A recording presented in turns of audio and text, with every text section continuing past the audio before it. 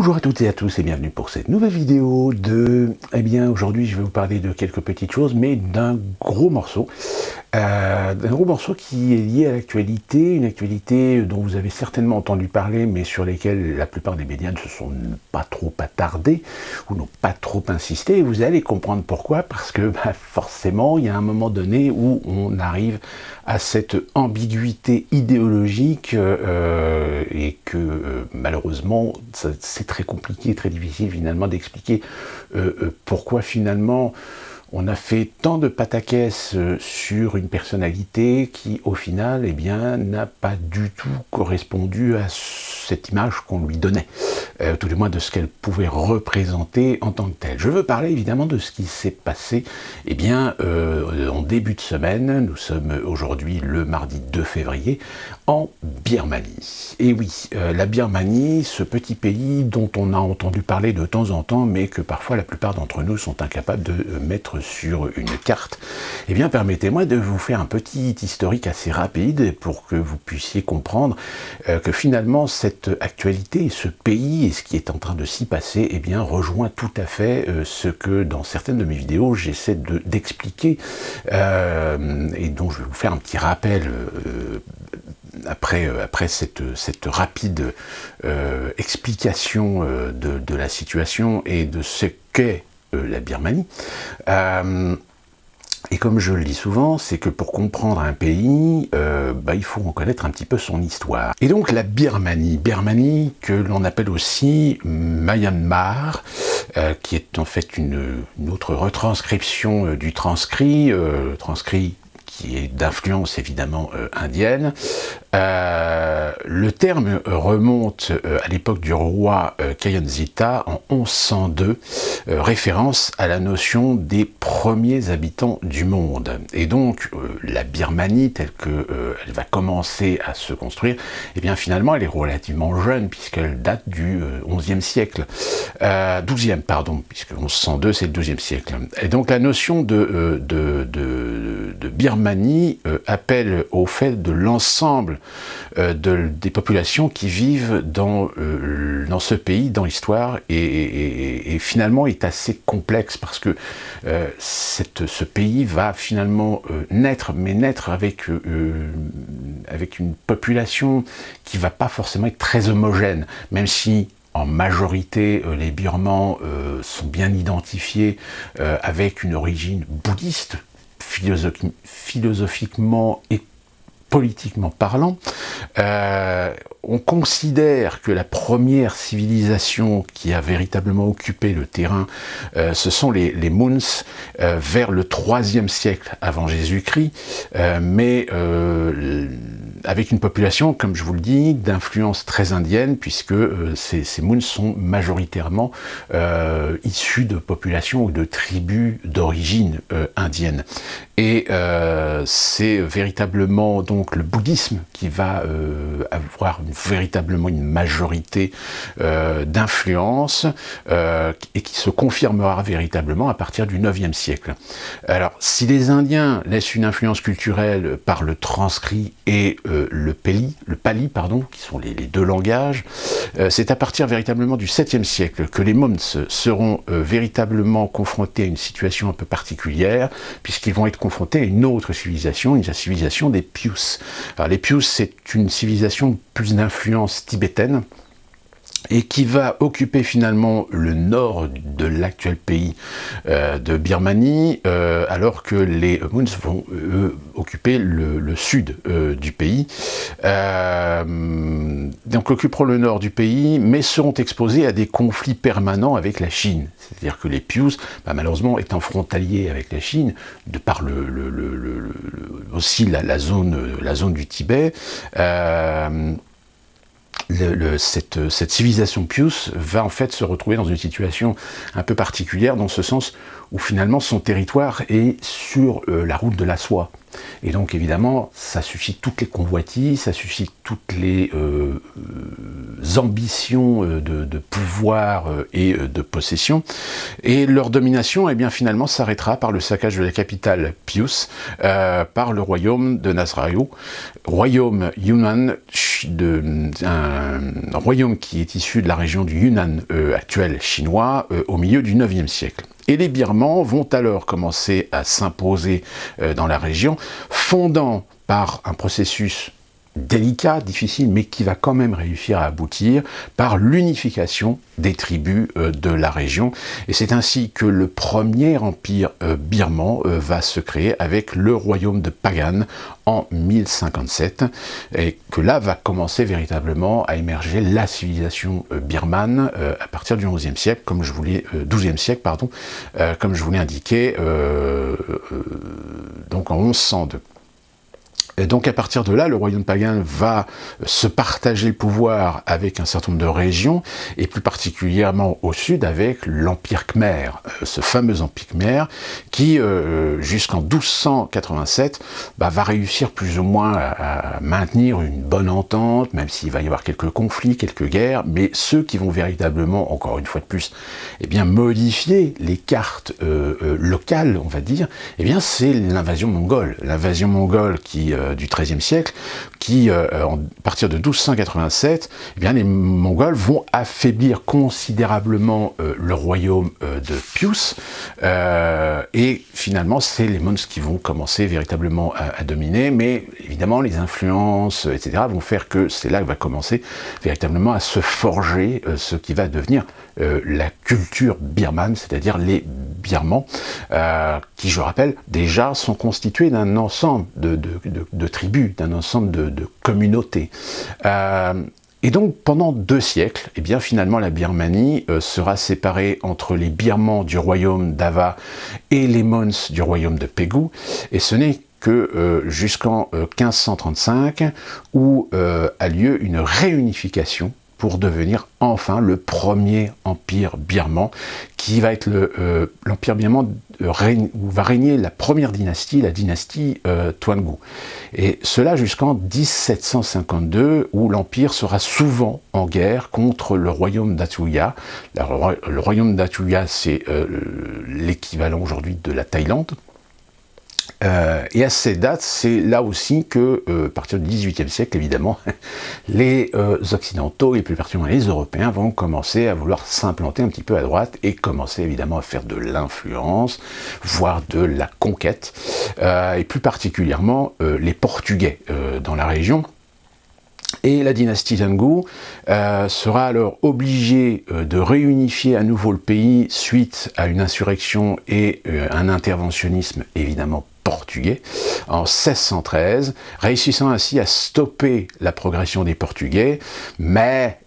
malheureusement à cette époque, eh bien, on sait déjà pratiquer l'interventionnisme, l'influence, et c'est la révolte finalement des Mons qui va appuyer, qui va modifier et affaiblir finalement la construction de ce premier empire. Les Mons qui d'ailleurs vont avoir un soutien, et non des moindres, de la part des Français d'Inde, et qui finira par faire effondrer le royaume, et c'est alors la création du troisième empire birman avec la dynastie des Konbaung, qui va commencer à partir donc de 1752 jusqu'en 1885. Alors c'est une période où l'empire fera de l'expansionnisme, c'est-à-dire que c'est un empire qui va essayer de faire lui aussi des conquêtes, plus particulièrement contre les Manipouk, l'Arakan et l'Assam, et le royaume évidemment d'Ayutthaya, au sud, puisque c'est la Thaïlande, auquel il réussira néanmoins à tirer profit d'un territoire qu'il va annexer, qui va être le territoire de Tenasarien. Si l'Empire résiste aux assauts de l'Empire Qing, donc la Chine, qui d'ailleurs dessinera définitivement les frontières actuelles, c'est un conflit avec l'Assam qui va exposer l'Empire à un autre empire, puisque les Assam sont en fait une région en alliance avec un autre empire, qui est l'Empire britannique. Donc évidemment, quand un empire s'attaque à l'Empire britannique, à l'époque, forcément, il y a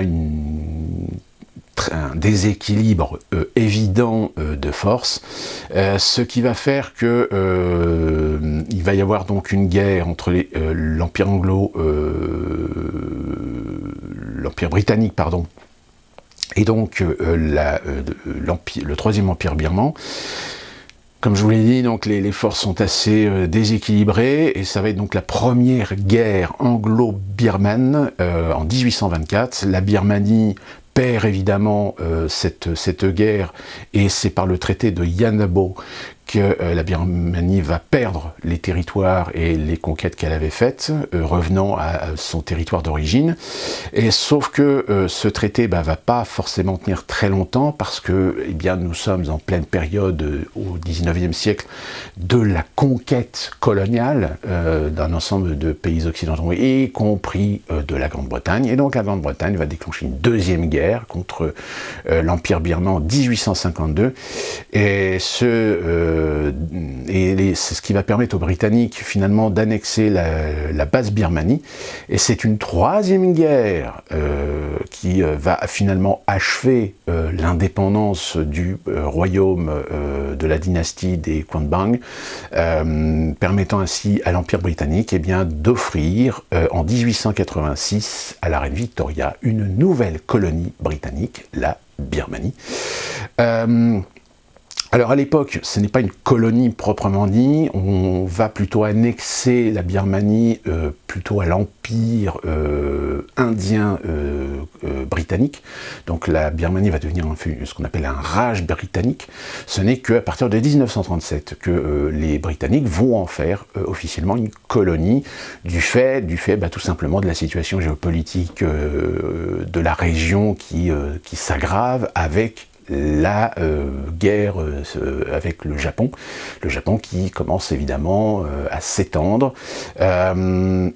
Les Britanniques vont donc être confrontés à de plus en plus de troubles dans la région, jusqu'à évidemment l'expansionnisme japonais, qui va pendant la Seconde Guerre mondiale aussi provoquer pas mal de conflits dans la région, et va aussi plus ou moins jouer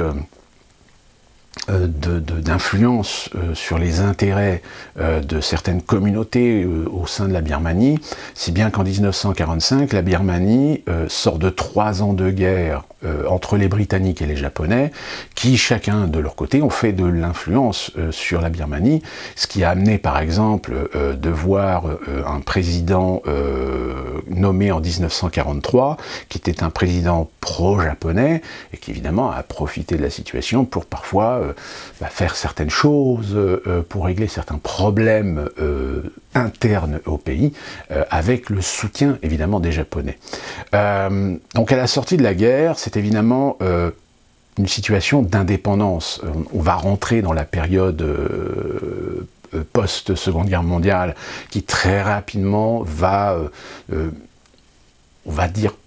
rentrer dans la période de décolonisation, mais cette décolonisation, évidemment, elle est énormément influencée par la guerre froide, tout simplement, c'est-à-dire puisque, évidemment, encore une fois de plus, remettons un petit peu les choses dans leur contexte, si souvent dans les écoles, dans l'éducation scolaire de l'histoire, on parle de cette période comme étant la période de décolonisation, en réalité, la décolonisation a énormément été influencé par la situation géopolitique internationale de l'époque, c'est-à-dire tout simplement la guerre froide, cette guerre froide qui opposait le monde occidental, le monde libre, contre le communisme. Et évidemment, toutes ces guerres qui ont été la Corée, l'Indochine pour la France, puis ensuite le Vietnam, avec également des ramifications sur le Cambodge, sur la Thaïlande, sur pas mal de pays de cette région, et donc en effet aussi la Birmanie, la Birmanie n'a pas échappé aussi à des tentatives d'influence, des influences tant aussi bien occidentales que évidemment du bloc de l'Est, mais plus particulièrement de la part du Parti communiste chinois, qui a énormément influencé je dirais le devenir de cette nouvelle nation. Nouvelle nation, pourquoi? Tout simplement parce que c'est l'indépendance qui se profile sous la conduite du général Aung San. Alors Aung San, attention, souvenez-vous bien de ce nom. Malheureusement, sa motivation, son ambition va lui coûter la vie puisqu'il sera assassiné en 1947. Néanmoins, l'indépendance naîtra quand même le 19 juillet 1947 avec le Premier ministre Onu qui va être l'instigateur, on va dire, de la mise en place d'une démocratie parlementaire. Mais, comme je viens de vous le dire, la région étant extrêmement sensible et théâtre d'influence à la fois du bloc de l'Ouest et du bloc de l'Est, eh bien la Birmanie n'échappera pas aux intérêts d'influence, avec l'interventionnisme de plus en plus prononcé de la part du Parti communiste chinois. Et en 1962, eh bien, malgré, on va dire, peut-être une dizaine d'années d'essayer de structurer, d'installer un pays, on va dire, libre et démocratique, eh bien malheureusement, ça va pas fonctionner pour plusieurs raisons, ce qui va amener en 1962 le premier coup d'État militaire qui est mené par le général Ne Win. 26 ans ce régime va durer avec une poigne de fer jusqu'en 1988, où en 1988 un mouvement de protestation va permettre aussi à un groupe de généraux dissidents de finalement renverser Ne Win, et c'est l'établissement de ce qu'on appelle maintenant aujourd'hui la junte militaire, qui va être encore plus sévère, on va dire, non sans évidemment dans une époque où les enjeux et les cartes géopolitiques vont radicalement changer, l'effondrement de l'URSS et l'ouverture de marché de la Chine feront que les tendances, je dirais, radicales et les soutiens que pouvait avoir la junte militaire vont s'amoindrir de plus en plus. Donc la junte militaire va commencer à accepter ou accéder, on va dire, à un assouplissement et s'orienter vers une démocratie en réalité. Et c'est donc le Conseil d'État pour la restauration de la loi et l'ordre, c'est ainsi que ce régime de junte militaire s'appelait, décide d'organiser des élections en 1990. Et parmi donc les partis qui vont se présenter, ou tout du moins présenter des candidats pour ces élections, vous allez avoir la Ligue nationale pour la démocratie qui va présenter parmi un certain nombre de candidats, une certaine Aung San Suu Kyi. Aung San Suu Kyi, c'est tout simplement la fille de ce fameux général qui en 1947 s'est fait assassiner, le général Aung San, justement. Et évidemment, c'est ce parti-là qui va remporter l'élection, ce qui ne va pas plaire évidemment au régime militaire, qui va tout simplement annuler les élections, et la popularité évidemment d'Aung San Suu Kyi va faire en sorte que la junte militaire va considérer la jeune femme comme étant un danger potentiel, et donc elle va être assignée à résidence, et elle va être assignée à résidence pendant plusieurs années, puisque ce ne sera que véritablement à partir des années 2000 que la situation va commencer un petit peu à évoluer. Alors évidemment, Aung San Suu Kyi, et vous allez comprendre pourquoi je prends cet exemple et je vous parle justement de la Birmanie, va très rapidement évidemment pour tous les mouvements droits de l'hommistes, etc., devenir un symbole, devenir une légende de la démocratie, des libertés, des droits de l'homme, etc. Donc ça sera une jeune femme qui sera soutenue par un grand nombre d'associations, par un grand nombre de groupes occidentaux, qui fera qu'évidemment la junte militaire ne pourra pas se permettre de la faire disparaître. Et on aura même Luc Besson qui fera un film de Lady ce fameux film. Alors, le film est assez moyen, je tiens à vous le prévenir de suite. Mais donc, c'est pour vous montrer véritablement que cette femme était devenue une de ces personnalités aujourd'hui très encensée pour ce qu'elle représente dans l'idéologie droit de l'homiste. Et donc, il va y avoir, au fur et à mesure du temps, de plus en plus de contestations. Et c'est véritablement dans on va dire dans un mouvement finalement qui va progresser, où à partir de 2005, la situation va commencer à devenir très difficile à gérer pour la junte militaire, au point qu'elle va décider de déplacer la capitale de la Birmanie, de Rangoon, à Naypyidaw, qui se trouve dans le centre du pays. Mais jusqu'en 2007, les manifestations, les contestations vont être sévèrement réprimées. On estime qu'il y a à peu près une centaine de morts face à la répression de la junte militaire. La junte militaire affaiblie de toute façon tôt ou tard. C'est à partir de 2007 que finalement Aung San Suu Kyi va être un acteur essentiel, je dirais, par lequel la communauté internationale va faire pression sur la junte militaire. La junte militaire va finalement assouplir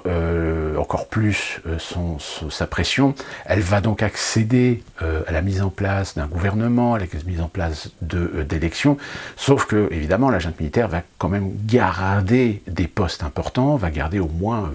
près de la moitié des pouvoirs pour garder un œil et garder évidemment un pouvoir. Et c'est finalement en 2010 que Aung San Suu Kyi va être libérée.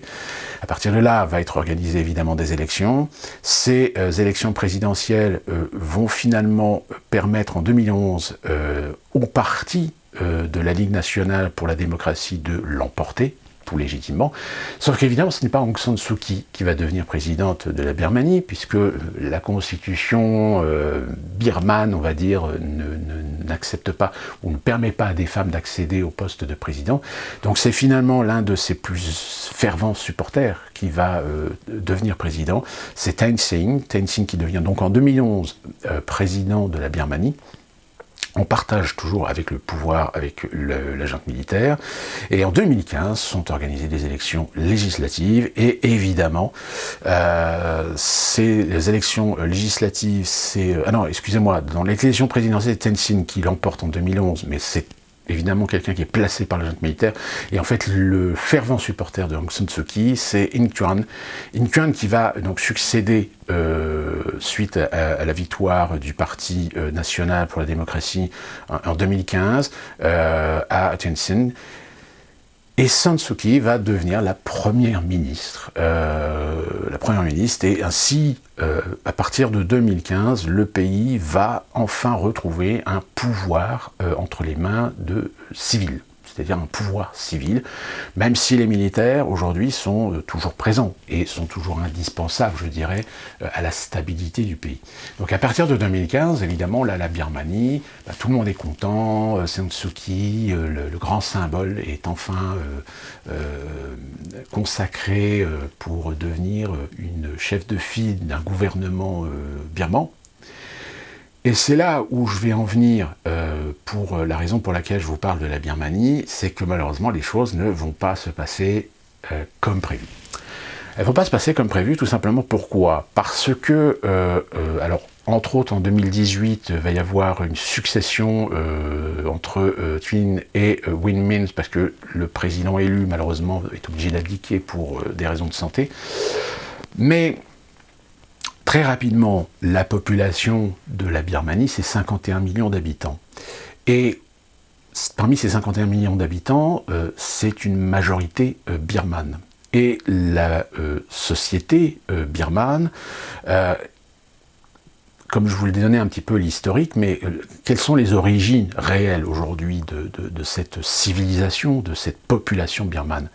Eh bien, la population birmane, c'est comme un certain nombre de pays, c'est-à-dire que c'est un conglomérat de tribus, qui étaient déjà présentes sur le territoire,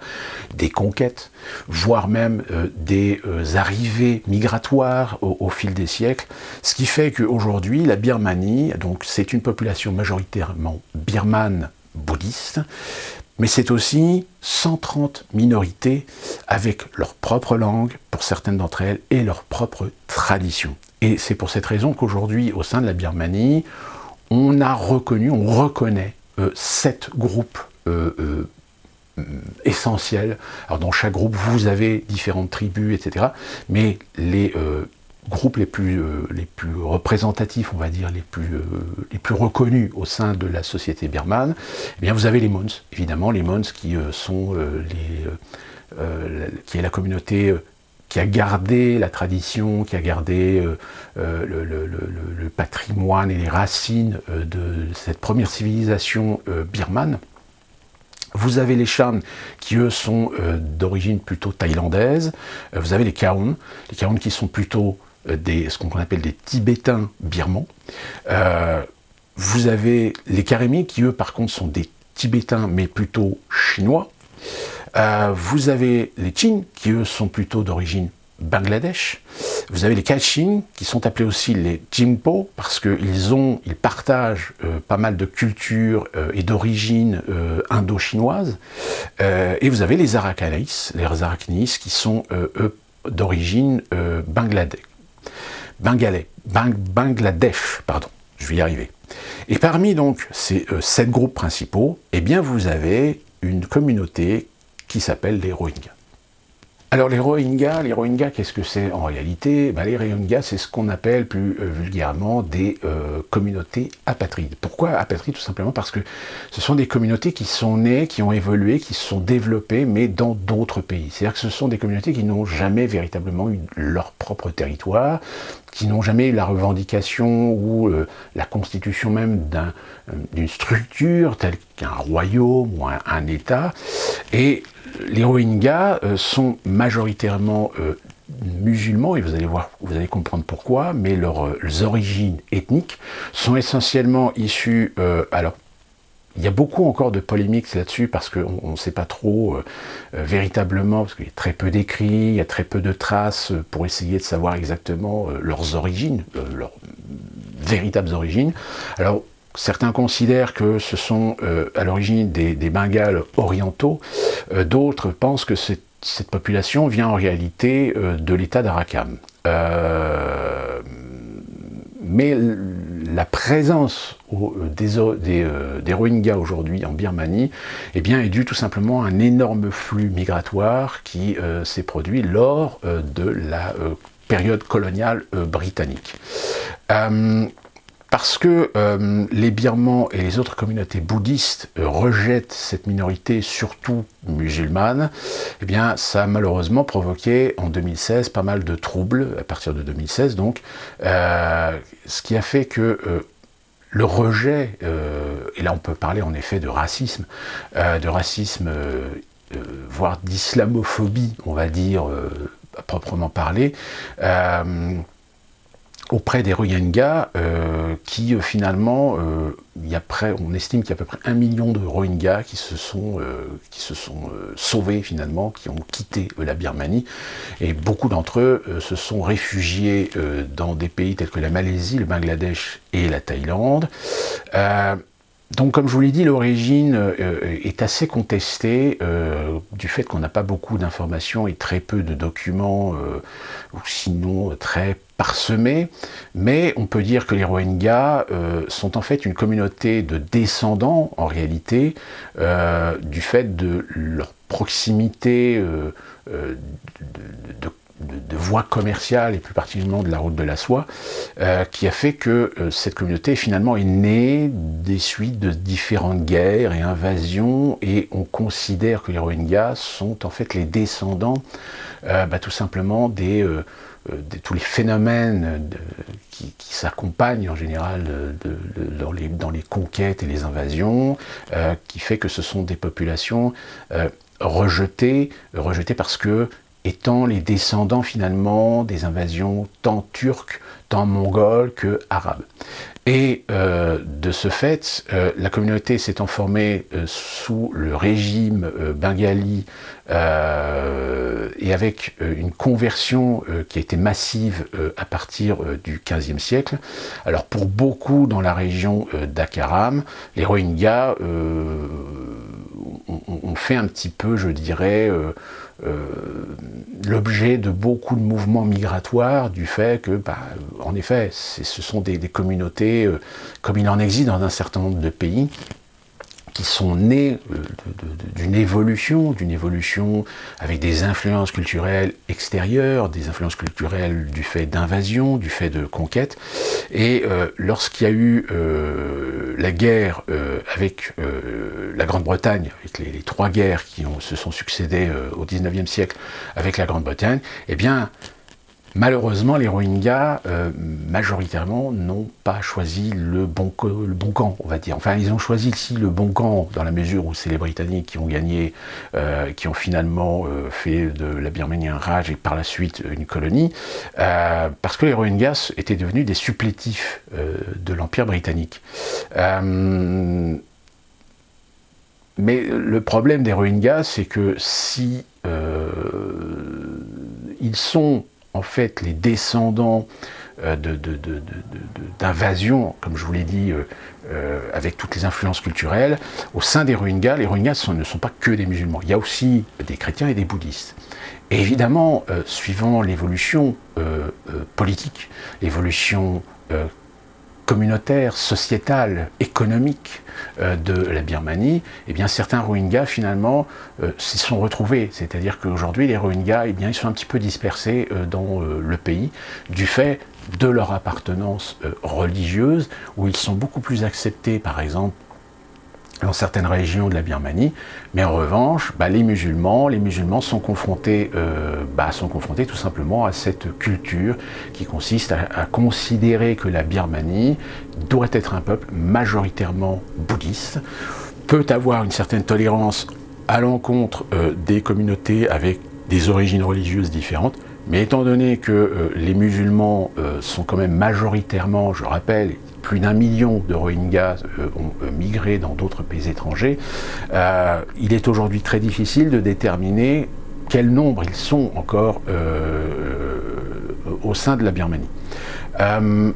Donc les Rohingyas aujourd'hui se retrouvent confrontés à, tout simplement à ce qu'ils sont, à ce qu'ils représentent au sein d'un pays, alors qu'ils n'ont absolument pas d'origine ou de légitimité, pardon. Comme par exemple, on peut parler des Kurdes. Aujourd'hui, les Kurdes n'ont pas de territoire. Enfin, ils ont eu des territoires, c'est-à-dire qu'ils ont des régions autonomes reconnues par les pays dans lesquels, on va dire, les terres historiques kurdes sont. Donc vous avez la région autonome du Kurdistan irakien, vous avez également plus ou moins reconnaissance de la région, même si encore aujourd'hui c'est très difficile de parler de région kurde en Syrie, puisque le pays est toujours un petit peu en conflit. Et puis pour la partie turque, de toute façon on connaît la considération des Turcs aujourd'hui vis-à-vis des Kurdes. Si on leur donnait, je dirais, le bon Dieu sans confession, il y a de fortes chances que les Turcs pratiquent un génocide contre les Kurdes en Turquie. Donc finalement, les Rohingyas aujourd'hui sont évidemment une population réprimée, disons-le carrément. Et là où ça pose problème, et c'est la raison pour laquelle je fais cette vidéo sur la Birmanie, eh bien, vous avez là l'exemple même de l'ambiguïté qui nous rappelle à nous par la réalité de la constitution, de la construction, de l'histoire, du contenu même d'un pays, qui fait que Aung San Suu Kyi, Premier ministre, eh bien, s'est retrouvé le cul assis entre deux chaises. Tout simplement parce que le soutien politique passe essentiellement, et pour beaucoup, par des idéologies qui défendent cette idée de la suprématie birmane bouddhiste. Et donc, par conséquent, Aung San Suu Kyi ne peut pas et ne pouvait pas tout simplement essayer de trouver des compromis pour faire accepter officiellement une forme de réconciliation, une forme de politique multiculturelle à la Birmanie pour cesser la répression, pour cesser la discrimination à l'encontre des Rohingyas. Et donc forcément, quand on est prix Nobel de la paix et que finalement on ne lève pas le petit doigt sur des communautés ou sur des populations musulmanes réprimées, et ben ça fait tâche. Ça fait tâche dans cette bien-pensance finalement. Et là aujourd'hui où la Birmanie vient de subir une énième fois un coup d'État militaire et que Aung San Suu Kyi et un certain nombre de membres du gouvernement ont été arrêtés et assignés à résidence, eh bien finalement on revient à la case départ. On revient à la case départ et alors, évidemment toute la communauté internationale s'offusque. On a même la Chine, qui s'est dit oh là attendez non ça va pas, etc. Donc aujourd'hui, pour le grand public, c'est un acte odieux de la part des militaires qui finalement ont décidé de reprendre le pouvoir. De l'autre, eh bien j'ai envie de dire, si on gratte un petit peu, je pense qu'on risque de trouver d'autres choses. Alors, pour l'instant, je n'ai pas d'informations et je n'ai pas d'autres éléments analytiques qui permettent de savoir et de comprendre où a été véritablement la motivation de faire ce coup d'État, même si, encore une fois de plus, en effet, ce gouvernement est accusé, on va dire, de corruption, c'est-à-dire que malheureusement l'armée se repose sur le prétexte du fait que le gouvernement mis en place par un processus démocratique, eh bien malheureusement est un gouvernement rempli de gens corrompus. Là encore, ce sont des allégations pour lesquelles je n'ai pas encore analysé la chose, j'ai pas d'informations pour savoir si, oui ou non, ce gouvernement est corrompu. Le fait est, c'est que malheureusement, dans ces régions du monde, la corruption, c'est quand même quelque chose qui est assez traditionnel. C'est-à-dire que si vous avez des gens qui vous disent que c'est inadmissible que l'armée ait fait un coup d'État contre un gouvernement démocratiquement élu, c'est une atteinte aux libertés, etc., c'est clair que c'est apparemment quelqu'un qui n'y connaît absolument rien sur les traditions, sur les pratiques, sur les phénomènes de mœurs d'un certain nombre de ces pays, dans ces régions. Et de fait, forcément, son argumentaire tombe complètement à plat pour essayer de défendre une situation qu'elle ne comprend pas et dont elle n'a ni les tenants et les aboutissants. Et je dirais même à la limite qu'on peut faire le lien, alors peut-être exagéré, mais entre Aung San Suu Kyi et Barack Obama. Alors vous allez me dire, mais c'est quoi le lien ? Le lien, il est simple, c'est que quand vous comprenez la situation d'une instabilité, alors une instabilité ou une situation économique, politique, difficile, compliquée, sous influence, sous manipulation, etc., eh bien, il y a un moment donné, il faut se poser la question, où est véritablement le pouvoir ? Et je pense que c'est la question. Et pourquoi je fais le lien entre Aung San Suu Kyi et Barack Obama ? C'est que je pense que Aung San Suu Kyi est certainement une personnalité politique de bonnes intentions. Mais une fois arrivé au pouvoir, qui s'est trouvé confronté à une réalité. Une réalité où il y a des acteurs, une réalité où il y a des tendances, une réalité où il y a des enjeux, une réalité où il y a des pouvoirs en place, même que vous avez beau faire des révolutions, des coups d'État, vous avez des gens qui gardent toujours le pouvoir parce qu'à un moment ou à un autre, ils finissent toujours par se mettre ou à se positionner du bon côté de la barrière. Ça rejoint un petit peu d'ailleurs la trajectoire historique d'un personnage que la France connaît bien parce que dans son époque, il a été un petit peu ce personnage qui a joué... qui a un petit peu à droite à gauche, un coup à côté, un coup, etc. C'est Talleyrand, le fameux Talleyrand que d'ailleurs Napoléon avait eu cette phrase très connue et très célèbre en disant que Talleyrand était de la merde dans un bas de soie. Sous-entendu que c'était un opportuniste, un manipulateur et qui cherchait toujours à essayer de se caser un côté en tant que monarchiste, un côté en tant que républicain, d'un côté en tant que libertaire, etc. Eh bien, malheureusement, quand vous avez des personnalités comme Aung San Suu Kyi et comme Barack Obama qui accèdent au pouvoir, eh bien, tout d'un coup, ils se retrouvent confrontés à la réalité. Et Barack Obama, on peut dire ce qu'on veut, c'est un personnage qui, à mon sens, en tant qu'homme, était certainement le président des États-Unis le plus apprécié, le plus honoré, le plus aimé, on va dire, et à juste titre, parce que Barack Obama, on peut dire ce qu'on veut, mais c'est quand même un personnage cultivé, intelligent, qui est un très bon orateur, qui sait utiliser les bons mots justement pour aller pêcher les sensibilités, pour aller pêcher les émotions. Sauf que ça a été finalement un acteur, mais non pas un metteur en scène. Acteur pourquoi ? Tout simplement parce qu'aux États-Unis, vous le savez, l'État profond existe, vous avez des puissances et des lobbying très importants et très influents à Washington. Qui est derrière ? Ce sont les grands groupes financiers, c'est Wall Street, c'est les méga groupes commerciaux, industriels, militaro-industriels, etc. Donc, Barack Obama ne pouvait pas balayer ses influences dans la sphère, dans les coulisses de l'administration américaine. Donc il a été obligé de suivre finalement le mouvement. À ceci près, c'est que si c'était très voyant pendant les 8 ans de Bush, avec des gens comme Cheney, avec des gens comme Rumsfeld,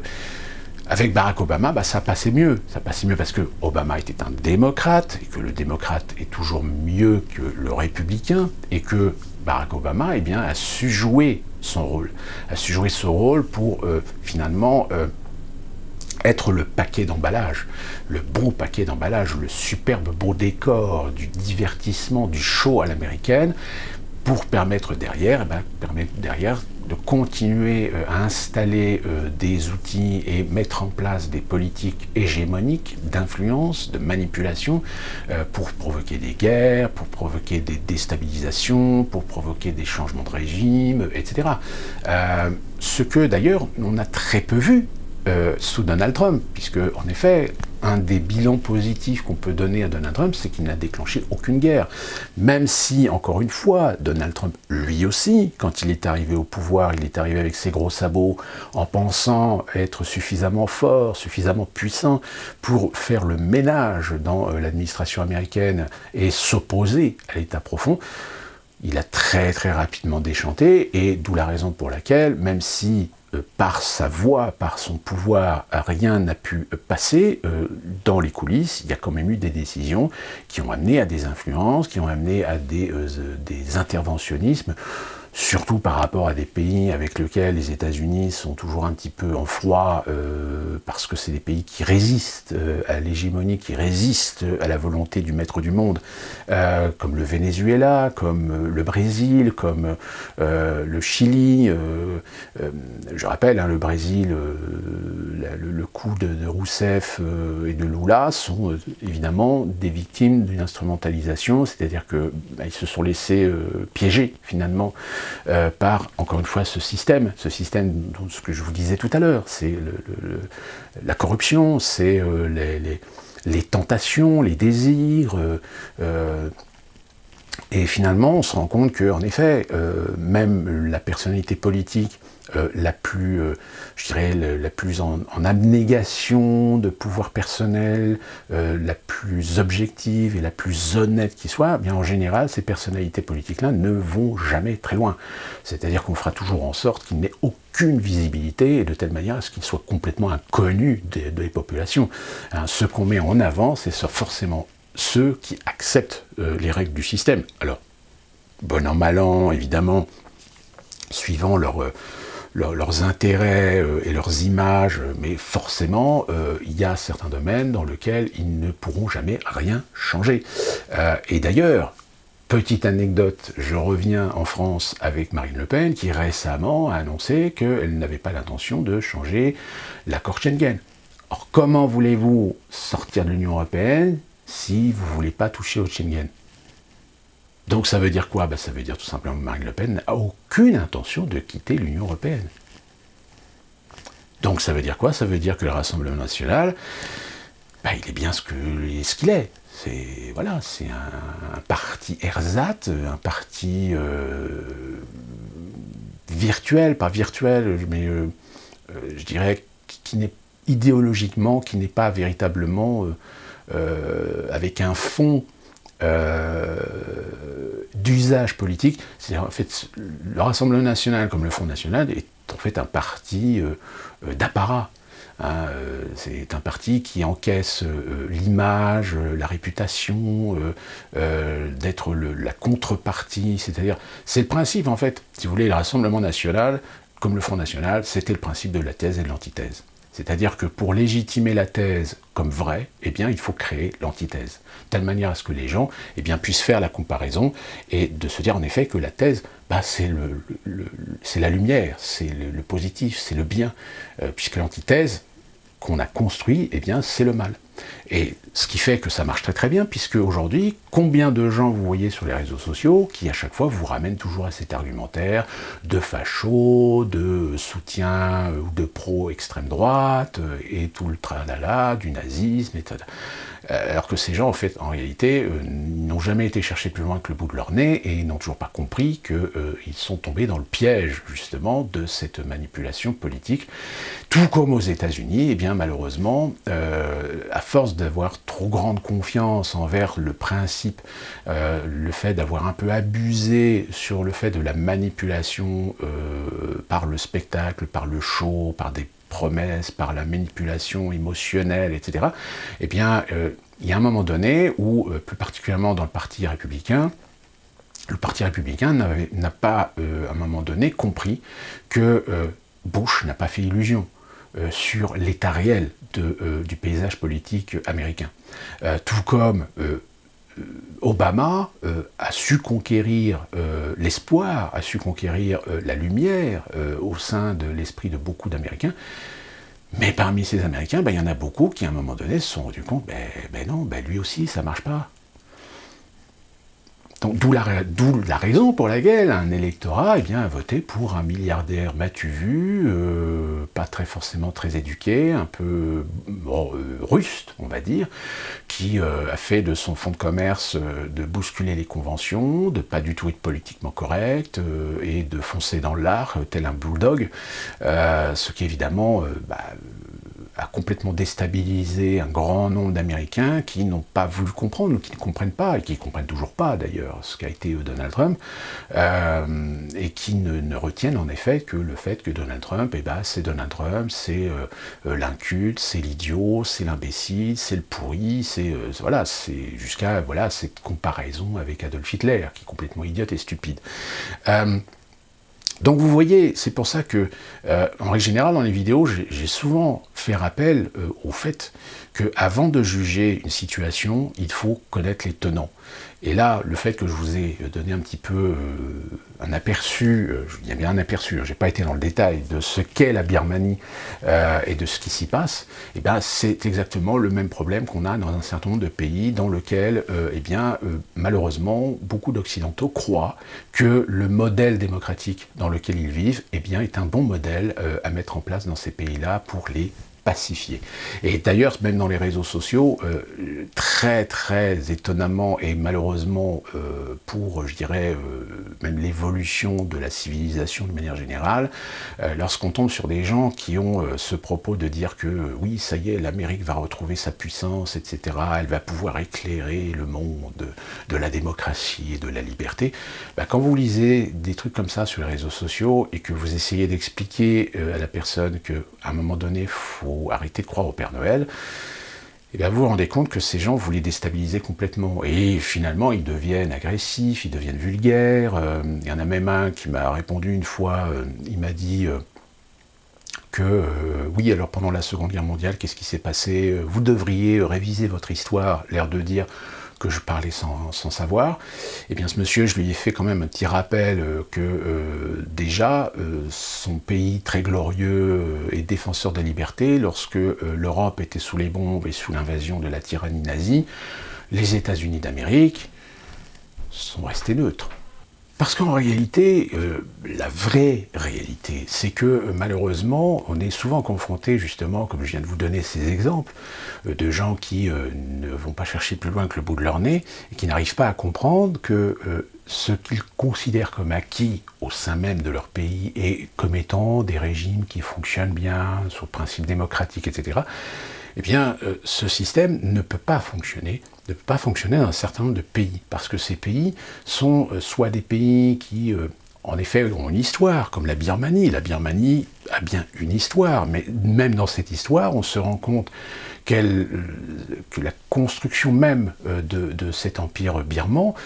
s'est faite non sans mal, avec des vagues migratoires, avec un certain nombre de tribus, un certain nombre d'intérêts, de conflits d'intérêts. Alors, dans l'évolution historique, dans l'évolution de la société, et c'est vrai dans tous les pays, regardez en France, sur le plan religieux, en Europe, beaucoup de pays, il y a eu des raisons de guerre qui ont modifié les frontières, qui ont modifié considérablement l'influence, même culturelle. Aujourd'hui, si on dit que la France est un pays d'origine et d'histoire profondément ancrée dans la religion catholique, on n'en a pas moins eu quand même un certain nombre de périodes difficiles, compliquées, ne serait-ce que par exemple avec les guerres de religion, mais évidemment, ça c'est le passé. Aujourd'hui, la France telle qu'elle est, elle est le résultat justement de cette évolution. Or, il existe encore aujourd'hui dans le monde un certain nombre de pays qui en sont encore à cette évolution que nous-mêmes, Français, nous avons connue il y a 3, 4, 5 ou 6 siècles. Et ce n'est pas à nous, en tant qu'Occidentaux, nous pouvons éventuellement servir d'exemple, mais ce n'est pas à nous de donner des leçons à ces pays, parce que ces pays, c'est à eux de trouver l'issue, c'est à eux de trouver leurs orientations. Alors évidemment, certaines orientations, certaines issues ne confortent pas du tout et ne sont pas du tout conformes, je dirais, à l'idée de ce qu'on fait des droits de l'homme, de ce qu'on fait de la Constitution, de ce qu'on fait de la démocratie, de la République, etc. Je vous donnerai simplement cet exemple, c'est que la perception qu'ont par exemple les Français de la démocratie est complètement je dirais, fausse, dans le sens où, en effet, si la France est quand même un pays qui apporte une certaine lumière sur la façon d'instaurer une démocratie, dans la façon de gérer une démocratie, eh bien ce n'est pas vrai dans un certain nombre de pays, et ce n'est pas vrai dans un certain nombre de cultures. Ne serait-ce que déjà, entre la France et les États-Unis, les deux régimes, même s'ils ont les mêmes inspirations, c'est-à-dire d'avoir mis en place des démocraties représentatives, c'est-à-dire que ce sont des représentants élus par le peuple, et non pas le peuple qui gère le pays lui-même, ce sont deux pays quand même qui ont pris des modèles complètement différents. Si la République est unique et indivisible, eh bien les États-Unis, ce sont une union fédérale de 50 États. C'est-à-dire qu'il y a une reconnaissance de souveraineté d'État que nous n'avons pas en France par rapport aux régions, aux départements. Il y a une partition administrative qui a été faite de fait de la naissance de la République française, mais chaque région, chaque département se doit de respecter, se doit d'appliquer les lois de la République qui sont décrétées par le pouvoir législatif, par le Parlement et par le pouvoir exécutif, ce qui n'est pas le cas aux États-Unis, même si, encore une fois de plus, il y a des lois fédérales qui s'appliquent sur les États, mais chaque État est parfaitement en droit, à un moment donné, de modifier ou de changer la perception ou la règle de ce qu'une loi fédérale décrète. Je prends l'exemple de ce que, par exemple, la loi Obama a décrété sur la reconnaissance officielle à l'échelle fédérale du mariage homosexuel. Il faut savoir que le mariage homosexuel, eh bien, beaucoup de gens ont cru que ça y est, aux États-Unis, le mariage homosexuel est légal. Non, c'est faux. C'est en fait une loi qui reconnaît l'existence à l'échelle de l'union, c'est-à-dire de sacraliser l'idée de mariage homosexuel, mais chaque État est parfaitement en droit, soit de proroger leur propre réglementation, leur propre loi sur l'homosexualité ou le mariage homosexuel. Et donc, dans ce cadre-là, la loi fédérale, eh bien, leur permet d'avoir des facilités de reconnaissance. C'est-à-dire qu'il n'y a pas besoin de faire toute une modification constitutionnelle de chaque État pour accepter le mariage homosexuel. En revanche, la loi n'oblige pas les États qui refusent de reconnaître le mariage homosexuel, eh bien, à le reconnaître. C'est toute la subtilité. Mais évidemment, les médias se sont amusés à dire oui, ça y est, aux États-Unis, le mariage homosexuel est reconnu, etc. Alors, vous mettez ça en gros titre. Il y a des gens aujourd'hui sur Internet qui se sont convaincus que le mariage homosexuel aux États-Unis est reconnu. Alors que ceux qui savent un petit peu aller plus loin, essayer d'avoir un petit peu de curiosité, se sont rendus compte que quand même les articles de presse, eh bien, en effet, notifiaient ce détail, ce détail important. Et bien c'est la même chose avec l'histoire, c'est qu'aujourd'hui vous avez sur internet des gens qui s'amusent à essayer de nous faire croire qu'ils savent mieux que vous, que l'histoire nous tire les leçons de telle ou telle chose, alors qu'en réalité ils n'en savent rien. Et j'avais justement répondu, comme j'avais commencé à vous l'expliquer avant que la vidéo se coupe, parce qu'à un moment donné je me suis un petit peu perdu dans mon film, et là ça y est, je suis reparti. Et donc j'avais rappelé quand même à cette personne que les États-Unis, lorsqu'il y a eu la déclaration de guerre en Europe et l'invasion nazie, il faut savoir quand même que les États-Unis se sont déclarés neutres. Mais cette personne, à un moment, je pense qu'elle a dû comprendre tout d'un coup, s'est dit, mais ça veut dire quoi? Ça veut dire que les États-Unis ne se sont pas engagés et ne se sont pas impliqués dans la guerre. Alors, même si, encore une fois de plus, il y a certaines alliances que les États-Unis avaient, plus particulièrement avec la Grande-Bretagne, donc les États-Unis en tant qu'alliés, en tant que partenaires, ont aidé la Grande-Bretagne en envoyant matériel, hommes, etc., pour permettre à la Grande-Bretagne de résister à une potentielle invasion des Allemands. Mais il aura fallu quand même 1942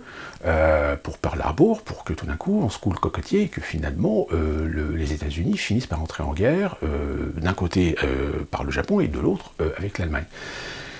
Autre problème aussi, c'est qu'il aura fallu quand même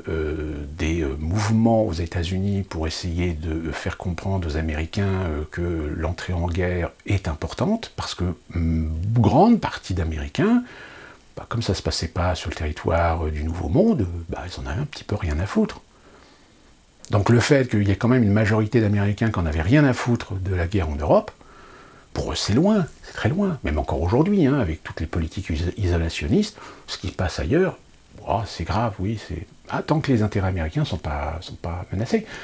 le reste ils s'en branlent, ils s'en foutent. Donc à partir de là, quand j'ai expliqué ça à cette personne, elle ne m'a pas répondu. Et en plus j'avais rajouté, sachant aussi que quand même les États-Unis, dans la guerre en Europe, alors oui, merci les Américains d'avoir contribué et aidé à nous sauver du joug nazi, mais nous savons pertinemment que dans votre culture, il y a quelque chose qui est très intrinsèque à l'idée de ne jamais rien faire sans en tirer un profit, c'est que vous aviez quand même des idées et des projets hégémoniques et de contrôle sur l'ensemble des pays européens, et plus particulièrement sur la France.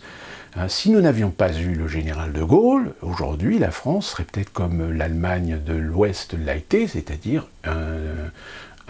51e État ou 52e État des États-Unis, c'est-à-dire sous contrôle américain, sous influence américaine, avec évidemment tout ce qui aurait pu être mis en place en matière d'armistice, en matière d'accords, etc., comme malheureusement l'Allemagne l'a été en tant que pays vaincu. Aujourd'hui, même encore aujourd'hui, l'Allemagne est réunifiée, possède encore un certain nombre de textes qui les mettent un petit peu dans une position d'obligé à l'encontre des États-Unis. Et je terminerai donc cette vidéo par rapport à justement ces jeux d'influence. Aujourd'hui, on sait que les Allemands est un peuple pragmatique, et c'est pour cette raison que depuis quelques années, les Allemands ont une fâcheuse tendance un petit peu à aller à l'encontre de la volonté ou du choix et des orientations de Washington, si bien qu'avec le fameux pipeline gaz, c'est Clearstream 2, ou je ne sais plus son nom. Washington, évidemment, veut absolument que les Allemands n'aillent pas plus loin et arrêtent de commercer avec les Russes sur ce pipeline. Vu que les Allemands se disent non, on continue, on passe par Paris. C'est-à-dire que c'est aujourd'hui Paris qui a été voir les Allemands en disant « c'est pas bien ». Donc là, je suis désolé, mais quand vous en voyez ça, posez-vous la question, est-ce que on va pas devenir, est-ce que la France aujourd'hui n'est pas infiltrée à un point que on va commencer à voir des gens, alors surtout avec l'arrivée de Biden au pouvoir, hein, qui vont commencer à dépecer ou qui vont accélérer le dépeçage de la France. Ça va être quoi la prochaine étape? La prochaine étape, c'est que vous savez que les Américains détestent depuis des décennies que la France soit au Conseil permanent de sécurité de l'ONU. Et que ce qu'ils voudraient, c'est que la France cède son fauteuil à quelqu'un d'autre, et plus particulièrement à des gens qui sont évidemment très consensuels et très complaisants avec la politique américaine, en l'occurrence l'Allemagne. L'Allemagne, le partenaire, hein, on a bien vu, hein, des fois, ça serait bien si vous pouviez partager votre siège avec l'Allemagne, voire quitte peut-être, je sais pas, faire un procédé de partage du siège de façon équitable, etc. On le sent bien, tout comme on sent bien que depuis 1954, l'époque où général de Gaulle a dit bye-bye à l'OTAN, la France restait partenaire de l'OTAN, mais n'était plus dans le commandement intégré de l'OTAN. Eh bien, il aura fallu Sarkozy pour remettre la France dans le commandement, un commandement qui est entièrement dédié au commandement américain. Qu'est-ce que vous voulez que je vous dise? Tout ça pourquoi? Parce que les Américains n'ont jamais supporté que la France devienne une puissance nucléaire. Donc à partir de là, vous comprenez ça, vous comprenez l'essentiel de ce qu'il faut faire très attention avec les relations que nous avons aujourd'hui avec les États-Unis d'Amérique. Même si ce sont des partenaires, même si ce sont des amis, sur un point de vue diplomatique, si nous partageons un certain nombre d'idées, un certain nombre d'intérêts, etc., sur le plan de qui commande, qui doit diriger, qui doit orchestrer les choses, etc., là-dessus, il n'y a pas photo, les Américains ne veulent absolument rien partager. Ils veulent le total absolu, le contrôle de l'ensemble des dispositifs européens. Donc la France, évidemment, est le pays réfractaire, c'est le pays qu'il faut absolument démolir en premier. Hein, c'est pas l'Espagne, ni l'Italie, ni l'Allemagne, ni la Belgique, ni le Pays-Bas, encore moins la Grande-Bretagne, puisque la Grande-Bretagne est quand même le cas particulier, ou d'autres pays comme la Hongrie, l'Autriche, etc., qui vont faire de la résistance aux Américains. Ils en feront, mais ils n'ont pas à terme les reins suffisamment solides. Il faut quand même qu'il y ait un pays qui ait de quoi mettre en face des Américains en disant « Attendez, vous nous emmerdez, nous on a ce qu'il faut pour être complètement libre et autonome, ce que les autres pays n'ont pas. » Hein, donc c'est pour ça que la France, elle est très ciblée. Et c'est pour ça que, encore une fois de plus, on a tout intérêt, dans le peuple français, à complètement fausser les perceptions de la façon de voir la démocratie, de la façon de gérer les libertés, les droits fondamentaux, les droits de l'homme, etc., en faisant croire qu'il suffit, exactement comme on l'a fait aux États-Unis auprès du peuple américain, avec le patriotisme, avec l'exacerbation, l'hypersensibilisation, etc., pour faire en sorte de faire croire que nous sommes les détenteurs du savoir mondial et que ce savoir, nous avons le droit et l'autorité, voire même peut-être avec le petit côté américain très religieux, destiné par la grâce de Dieu, de l'imposer au monde. De toute façon, ne cherchez pas plus loin. Le grand reset, de qui il vient, de qui il est l'inspiration, si ce n'est de dirigeants occidentaux, de puissance financière et économique occidentale. Hein, même si, évidemment, on essaie de caresser dans le sens du poil la Chine pour lui dire, oui, vous allez pouvoir tirer de l'intérêt, etc. Mais à terme, de toute façon, on sera confronté à la situation où le pouvoir financier, économique mondial se jouera entre l'Occident et la Chine. Sachant qu'évidemment, la Russie va à un moment donné, elle aussi, se retrouver le cul entre deux chaises, puisqu'elle a quand même une culture d'origine plutôt occidentale qu'une culture d'origine chinoise. Donc c'est pour ça que les accords, les partenariats qui sont aujourd'hui ceux que la Chine fait avec un certain nombre de pays d'Asie, etc., sont des accords d'intérêt, mais à moyen terme, pas à long terme. Parce que culturellement, il y a un moment donné où ça ne passera pas. C'est-à-dire ces pays, à un moment donné, ne vont pas accepter, pour donner de la puissance à la Chine, de se soumettre à la volonté de la Chine. Je rappelle, et je vais terminer là-dessus, que la route de la soie, la Chine, le gouvernement chinois a allié des milliards et des milliards d'yuan dans certains pays où traverse la route de la soie, pour aider ces pays à financer les infrastructures, etc. Donc forcément, c'est pas de l'argent gratuit. T'es redevable quand même. Hein. Donc c'est ça qui... Quand on dit qu'il y a une guerre économique, c'est un petit peu le gros titre du spectacle. Mais derrière, fatalement, va y avoir à un moment donné des conflits géopolitiques et culturels. Mais ça, évidemment, il ne faut surtout pas le montrer. Hein, la raison pour laquelle Trump a voulu un petit peu essayer de foncer dans l'art de la Chine, bah évidemment, ça sert l'intérêt d'un protectionnisme, je dirais protectionnisme culturel, idéologique américain, mais en revanche, sur le plan économique, il y a beaucoup trop d'entreprises américaines, des gros groupes, Apple par exemple, qui est beaucoup trop tributaire, qui est trop dépendant aujourd'hui de la production chinoise. Donc forcément, ça rentre pas dans le moule. C'est pour ça que quand vous regardez toutes les grosses sociétés, les grandes multinationales qui sont alignées derrière les démocrates, c'est généralement des sociétés qui ont beaucoup d'intérêt à commercer avec la Chine.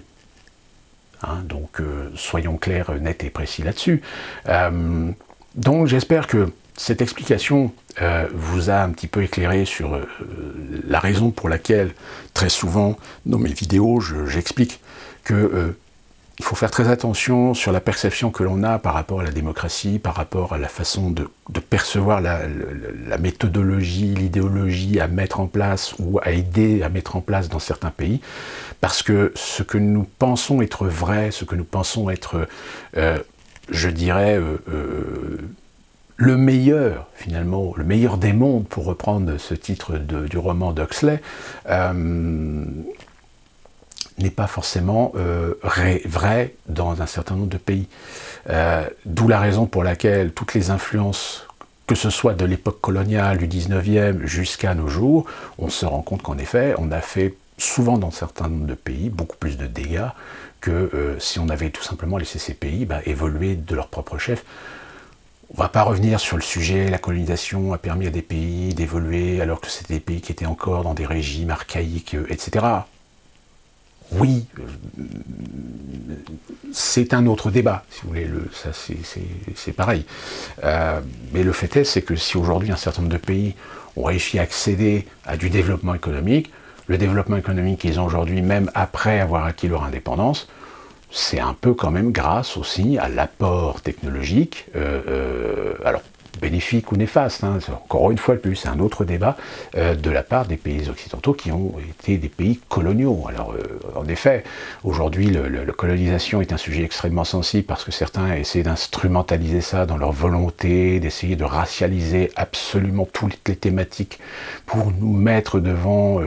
notre responsabilité en tant que Français ou je ne sais quelle autre nationalité. Le problème, c'est que ces gens sont en train d'instrumentaliser des éléments, c'est-à-dire ils sont en train de construire de la sémantique sur des éléments historiques qui dépendent d'une époque qui n'est plus la même aujourd'hui. Hein, je veux dire, nous accuser des esclavagistes, en quoi on est esclavagiste aujourd'hui? Je veux dire, les Français d'aujourd'hui, est-ce qu'ils sont esclavagistes? Non, ils ne sont pas esclavagistes. En revanche, ils sont en effet citoyens d'un pays qui, dans son histoire, a fait de l'esclavagisme, a fait du commerce de l'esclavagisme, a fait de la traite négrière, etc. Mais c'était à une époque. C'est-à-dire que si on s'amuse à ce petit jeu, eh bien on va aller voir les Africains, on va aller voir ce qu'ils ont fait dans leur pays, dans leur continent, et on va les mettre en face de la réalité que il y a tel ou tel siècle, telle ou telle tribu, telle ou telle civilisation, eh bien ils ont aussi fait de l'esclavage. Aujourd'hui, on sait que si des nègres ont été vendus, s'il y a eu de la traite négrière par les Occidentaux, c'est aussi avec l'aide un peu de certains royaumes, de certaines tribus africaines, dont d'ailleurs encore aujourd'hui, on va éviter d'en parler sur le fait que certaines tribus africaines continuent à effectuer ou pratiquer une forme d'esclavage et de commerce de l'esclavage. Ça, surtout pas en parler. Donc comment voulez-vous apporter de la démocratie dans ces pays qui ont encore des méthodologies, qui ont encore des traditions d'un autre âge? Et je ferai juste une petite référence sur le fait que, encore aujourd'hui, je vous incite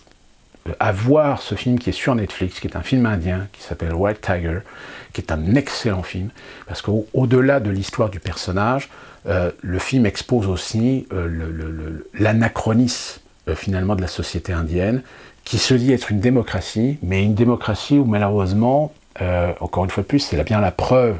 que le principe de la démocratie n'est pas une solution en soi pour résoudre les problèmes, surtout les problèmes de discrimination, les problèmes de caste, et on se rend compte que finalement, l'Inde fonctionne encore avec des vieilles traditions, des vieux principes féodaux, que même la démocratie n'a pas résolus. Hein, y a surtout une scène qui est magnifique dans ce film-là, qui résume tout, c'est que vous avez une femme qui est candidate à une élection, qui est une femme issue donc des milieux des castes du bas, c'est-à-dire des servitudes, des castes de servitude, et donc qui joue l'image d'où elle vient pour se faire valoir auprès de la population, pour recevoir des votes, etc. Et finalement, elle est élue. Sauf que dans le film, on se rend compte à plusieurs reprises qu'en réalité, c'est une pourrie. C'est-à-dire qu'elle use de corruption auprès de la caste des riches, hein, pas la caste dominante, mais la caste des riches, caste bourgeoise, on va dire, pour en fait se faire acheter le fait que si elle arrive au pouvoir, de ne pas changer certaines choses de la société indienne pour que les riches puissent continuer à exploiter les pauvres. Voilà, je vous invite vraiment à voir ce film, c'est un film qui est sur Netflix. Je crois qu'il est sur Netflix français, puisqu'il y a une version française qui existe.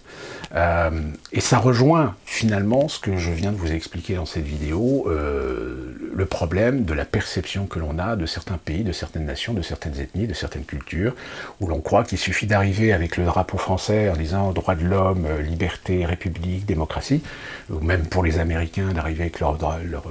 Stars and Stripes dans un pays en disant nous sommes les pourfendeurs de la liberté. Le problème, c'est que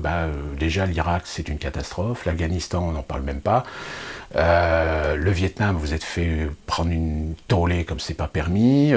et puis la Somalie, c'était encore pire parce que vous avez réussi à ne rien faire et ne rien résoudre, parce que vous êtes complètement incompétent à comprendre justement les complexités de ces pays, complexités qui eux-mêmes n'arrivent pas à résoudre parce que y a tellement de dissensions, il y a tellement de conflits d'intérêts ethnico-religieux, territoriaux, tribaux, etc. Tout comme d'ailleurs un certain nombre de pays nord-africains seront toujours en face des problèmes de revendication de la part de certaines minorités, à vouloir avoir leurs terres, à vouloir récupérer leurs terres. Hein, je pense au Touareg par exemple, avec le Sahara ou Sahel, je ne sais plus, c'est Sahara je crois. Donc c'est ces peuples-là qui sont partagés et complètement divisés par des frontières qui ont été tracées entre l'Égypte, la Libye, je crois qu'il y a un peu de Tunisie aussi, donc, et l'Algérie, je crois le sud de l'Algérie, le Sahel. Donc voilà, il y a des situations de toute façon dans certains pays où c'est indémerdable, et c'est pas en arrivant avec vos gros sabots avec la démocratie que vous allez résoudre le problème. Au contraire, vous allez risquer d'empirer la situation, parce que vous risquez, pour essayer justement d'implanter la démocratie, de donner des pouvoirs à des gens qui vont en profiter pour faire de la ségrégation, pour faire de la discrimination, voire des génocides. Ça s'est déjà produit, c'est déjà arrivé, sauf que voilà, il ne faut pas en parler parce que c'est quand même la faute de certains pays. La France en fait partie. Hein. La France-Afrique, on a quand même fait pas mal de conneries aussi dans ce continent. Donc voilà, j'espère que cette vidéo vous a donné une façon de percevoir un petit peu les choses un peu différemment et de comprendre que si la démocratie aujourd'hui en effet est importante pour permettre à certains pays d'évoluer parce que ce sont des pays qui n'ont pas des problèmes intrinsèques, des problèmes internes lourds et que c'est gérable, ce n'est pas forcément vrai dans d'autres pays où c'est des pays qui doivent suivre un processus normal dans lequel nous ne pouvons et nous ne devons pas faire de l'interventionnisme, même si ça déroge à l'idée, à nos idées droits de l'homiste, à nos idées, etc. Parce que si on met le doigt dedans, bah, de toute façon, on va récupérer, et qui plus est, je dirais, on récupère aussi sur nos propres terres, puisque du fait que dans certains pays, vous avez des communautés, des minorités qui sont réprimées, etc., eh bien, ça facilite le fait que ces minorités viennent dans nos pays. Et c'est pour ça qu'on se retrouve, là, récemment, il y a eu une bagarre, je crois, dans un quartier de Paris, entre des hindous et des tamouls. Enfin, la complexité du monde est ainsi faite que je pense qu'à un moment donné, il faut prendre du recul et savoir être intelligent, raisonné et de bon sens pour ne pas tomber dans le panneau des facilités, des généralités et de ce qui permet justement aussi à des gens d'instrumentaliser l'opinion pour accéder au soutien d'une idée alors que cette idée est une pure connerie. Voilà, j'espère qu'on se retrouvera très prochainement pour une nouvelle vidéo et d'ici là, évidemment, portez-vous bien.